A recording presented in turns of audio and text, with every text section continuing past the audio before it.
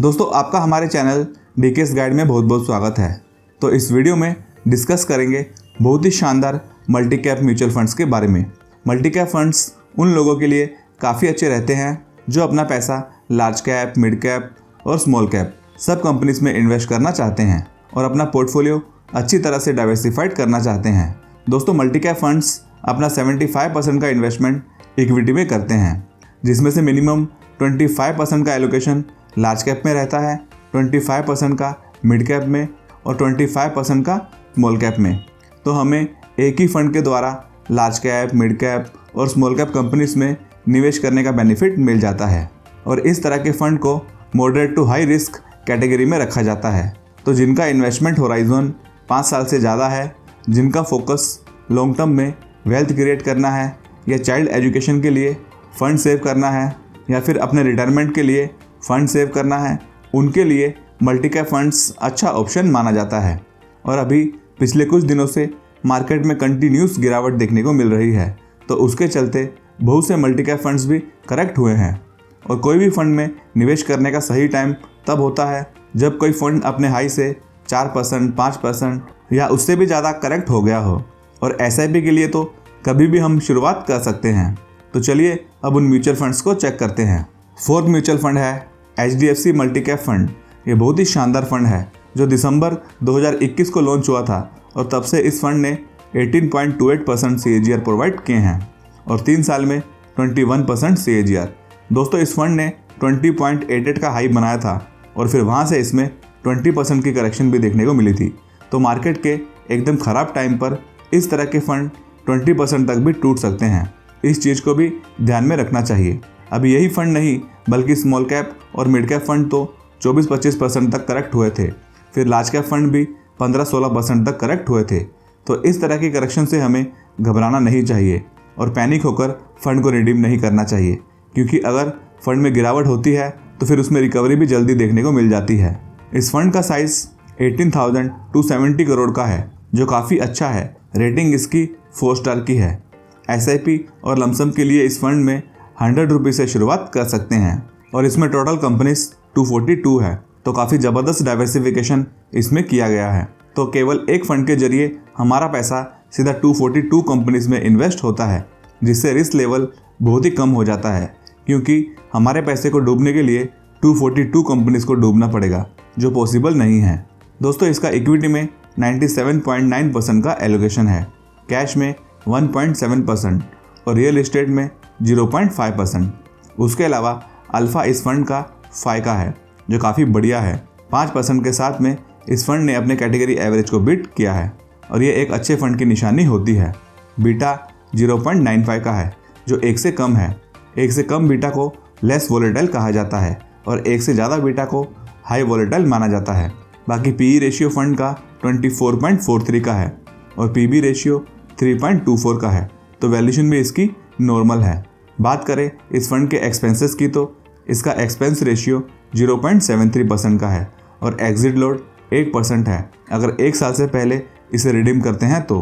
दोस्तों फंड को मैनेज करने के लिए काफ़ी एक्सपेंसेस लगते हैं, इसी कारण एग्जिट लोड रखा जाता है। तो अपने फ़ंड को रिडीम करते समय चेक करना चाहिए कि फ़ंड को 1 साल से ज़्यादा हुआ है या नहीं। इसी कारण कम से कम 5-6 साल तो फंड में बने रहना चाहिए। उसके अलावा इस फंड को मैनेज करते हैं अमर कलकुंद्रीकर, जिन्हें बहुत ही बढ़िया 16 साल का एक्सपीरियंस है। तो ओवरऑल पैरामीटर्स इस फंड के काफ़ी अच्छे नज़र आते हैं। थर्ड म्यूचुअल फंड है कोटक मल्टी कैप फंड। ये भी काफ़ी अच्छा फंड है जो सितंबर 2021 को लॉन्च हुआ था और तब से 18% CAGR ये दे चुका है। 3 साल में 23% और 2 सालों में 22%, जो बहुत ही अच्छी परफॉर्मेंस इस फंड की देखने को मिली है और अपने कैटेगरी एवरेज से भी अच्छा इस फंड ने किया है। और इसका फंड साइज़ भी काफ़ी ज़बरदस्त है, जो 19,227 करोड़ का है। तो अच्छा पैसा इस फंड में लगाया हुआ है। इसकी रेटिंग 4 स्टार की है।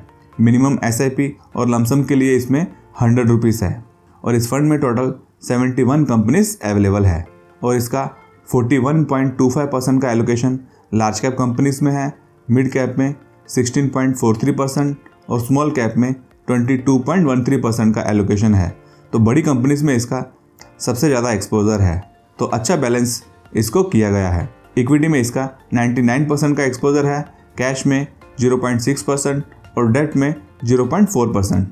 अदर पैरामीटर्स इसके चेक करें तो अल्फ़ा इसका 5.65 का है जो काफ़ी पॉजिटिव है। बीटा इसका 1 से ज़्यादा है तो ये फंड थोड़ा ज़्यादा वॉलेटाइल है, तो करेक्शन इस फंड में दूसरे फंड के कंपैरिजन में थोड़ी सी ज़्यादा देखने को मिल सकती है। अभी जैसे मार्केट के ख़राब टाइम पर HDFC multi cap fund 20% correct हुआ था, जबकि ये फंड 21% करेक्ट हुआ था, तो इतना ज़्यादा कुछ डिफरेंस नहीं है। उसके अलावा वैल्यूशन भी इस फंड की काफ़ी कम नज़र आती है। PE रेशियो इसका 15.44 का है और PB रेशियो 2.38 का है। दोस्तों इस फंड के एक्सपेंसेस भी कम है, इसका एक्सपेंस रेशियो 0.42% का है और एग्जिट लोड 1% है। अगर अपनी कैपिटल का हम 10% से ज़्यादा रिडीम करते हैं तो इस फंड को मैनेज करते हैं अभिषेक बिसन, जिन्हें 6 साल का एक्सपीरियंस है, और देवेंद्र सिंगल भी इस फंड को मैनेज करते हैं। सेकंड फंड है ICICI prudential multi cap fund. दोस्तों ये फंड काफ़ी पुराना है। लास्ट 12.7 ईयर में इस फंड ने 16.74% CAGR दिए हैं। 5 साल में तो बहुत ही अच्छे 25.69% और 3 साल में 22.18%, तो एक्सेलेंट परफॉर्मेंस इस फंड की देखने को मिली है। दोस्तों अभी ये फंड HDFC और कोटक मल्टी कैप से थोड़ा कम वॉलेटाइल है। मार्केट के वर्स्ट टाइम पर यह फंड 17% करेक्ट हुआ था, जबकि HDFC में 20% करेक्शन हुई थी और कोटक में 21%। इसका भी फंड साइज काफ़ी अच्छा है, 15,281 करोड़ का है। रेटिंग 4 स्टार है।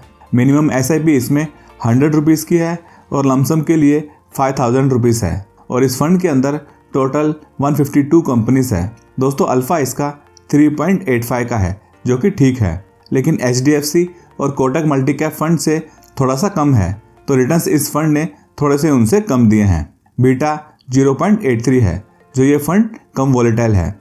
उसके अलावा वैल्यूशन भी इसकी ठीक ही है। PE रेशियो इसका 23.56 का है और PB रेशियो इसका 2.86 का है। बात करें इसके एक्सपेंस रेशियो की तो इसका एक्सपेंस रेशियो 0.93% का है और एग्जिट लोड 1% है अगर 1 साल से पहले इसे रिडीम करेंगे तो। और इसको मैनेज करते हैं मिस्टर ललित कुमार, जिन्हें ईयर्स ऑफ एक्सपीरियंस है इस इंडस्ट्री में। दोस्तों ICICI प्रूडेंशियल काफ़ी पुराना और काफ़ी बड़ा फंड हाउस है, जिसका टोटल AUM 10 लाख करोड़ से भी ज़्यादा है और नंबर 3 रैंक करता है ये टोटल एसेट्स में। दोस्तों नेक्स्ट फंड डिस्कस करने से पहले इस वीडियो को आप जरूर लाइक कीजिए। नेक्स्ट फंड है Nippon India multi cap fund. ये बहुत ही ज़बरदस्त फंड है, जिसका फंड साइज़ काफ़ी बड़ा है। 46,215 करोड़ का इसका फंड साइज़ है, तो काफ़ी लोगों ने इस फंड में अच्छा खासा पैसा लगाया हुआ है। रेटिंग 5 स्टार है।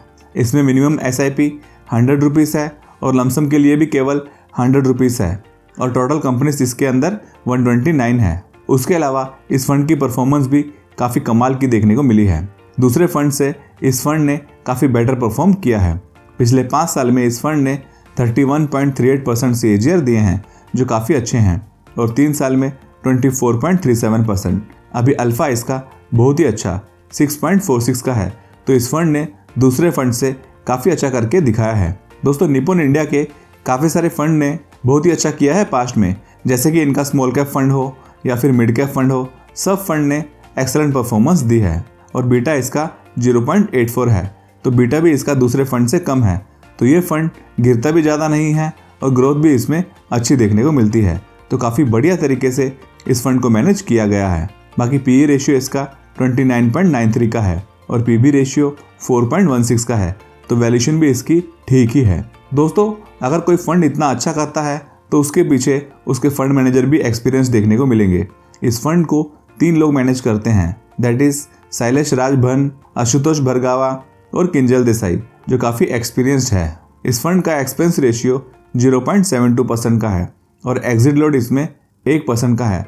अगर इन्वेस्टमेंट का 10% से ज़्यादा हम रिडीम करेंगे तो वो भी 1 साल के अंदर, तो एमरजेंसी में थोड़ा बहुत अमाउंट हम निकाल सकते हैं। तो दोस्तों ये थे कुछ बढ़िया मल्टी कैप फंड्स जिसको मैंने डिस्कस किया है।